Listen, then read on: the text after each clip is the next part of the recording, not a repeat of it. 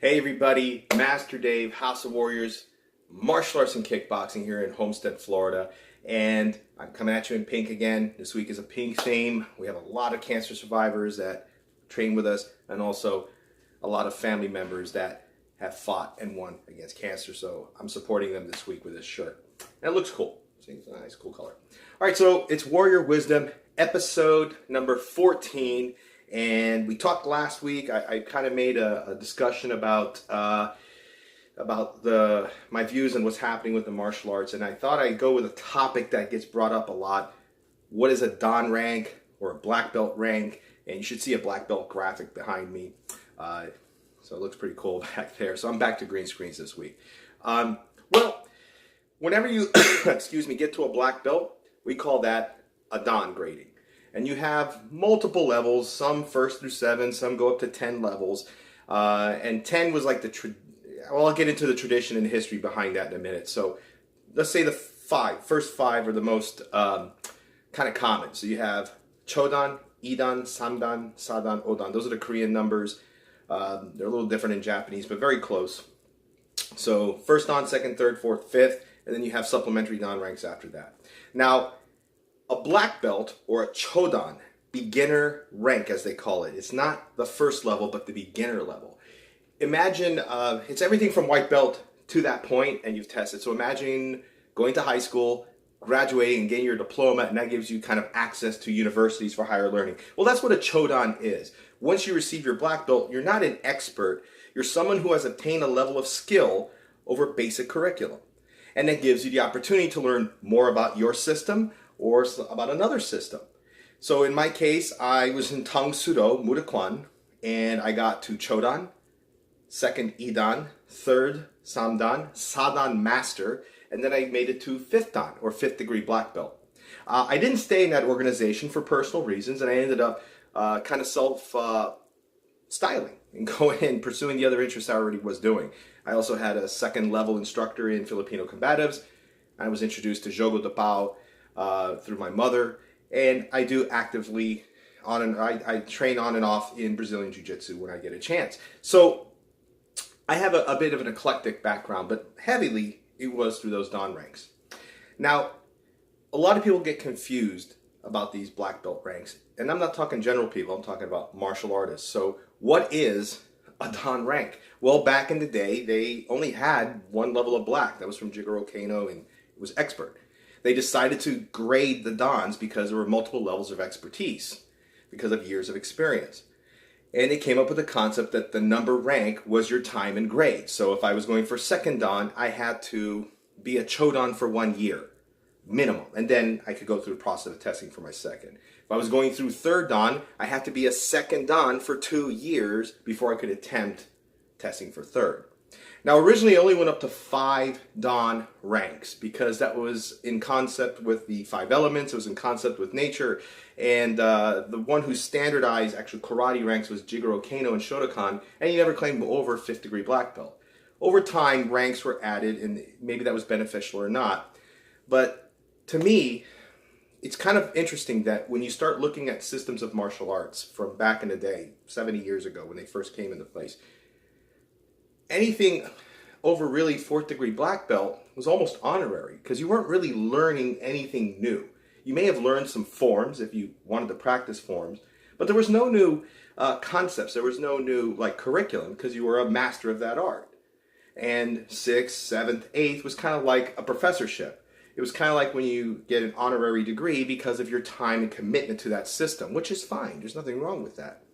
If you're allowed to work in a system and allow it to grow and allow it to kind of develop and kind of compete with the modern world, that's awesome. And I think that's great that you award these people those high ranks. But if your system is stagnant and your system doesn't choose to grow and it chooses to stay here and you're only awarding those ranks because you want to keep people in because you know they're going to leave, then that's a different story. And that's the problem with Dan gradings in the modern world. Personally, I feel after 5th degree black belt in today's world, in traditional karate systems, I don't think they have any value anymore. I think it's really just an honorary degree. And I saw that. It's like I was a 5th Dan, and I could perform very well. I could perform better than a lot of even 7th, 8th Dans, but I respected them because of their time in the art. And I also understand your age catches up to you. So I didn't disrespect them. But then comes the political nonsense of organizations and how they dangle a carrot and they use that as a means to keep you. And in today's world, martial arts don't have to do that. We can grow without an organization. And I think there's more freedom when we break away, keep what we have core to us, and expand from there. So 10 years ago, I broke away from my organization as a fifth dan. And it was no slouch. Everyone respected me as a fifth dan. Other systems would come to, you're a fifth degree black belt. It's not easy to get that. And it isn't. It took me a long time. And I did 14-hour training days for 8 days to test for my fifth. So it wasn't like an easy exam by any means. It was a physically demanding exam. But there wasn't much after that. And I was happy to be in that system, but there were some political issues, and I took offense to many of them. I said, yeah, I don't think this is good for my members, and I don't think it's good for me. I decided to leave. Now, should I have stayed Tang Soo Do? I did because two reasons. One, what I was doing wasn't already Tang Soo Do. It was kind of mixing into with Filipino and Portuguese influences, and I was doing more grappling at the time, and I was incorporating that.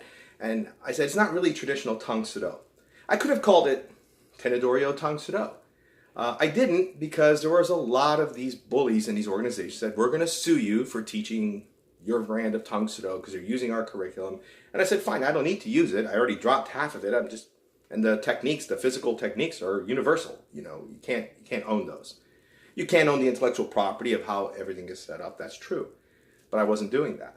So if you look at 10 years ago, if you see my Flashback Fridays on my page, you can see like, wow, it was a little bit more like a karate system. But over the years, we evolved. We evolved into more of an eclectic self-defense philosophy.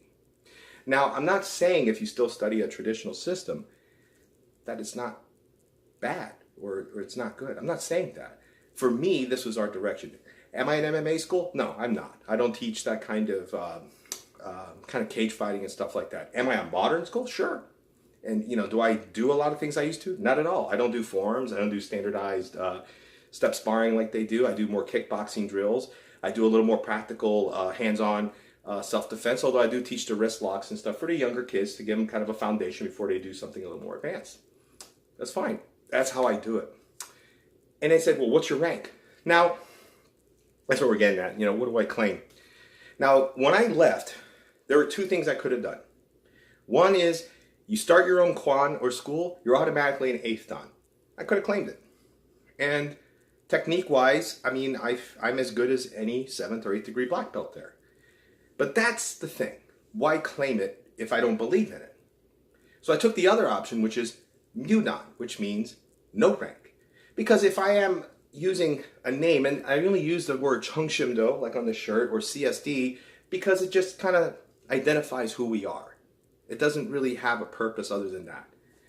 So I took the tag called Mudan Nothing, because it's my system, and I rank people as I see fit. And that's who I am. I don't claim any rank. I don't care to. Do I like to train? Yes, I still train. Do I like to teach? I love to teach. But that's how we do it. And that's my view on the black belt rank in the Dan system. All right, that's it, guys. A little long today, but I had to get that out. I hope you have a great week. See you on the next video.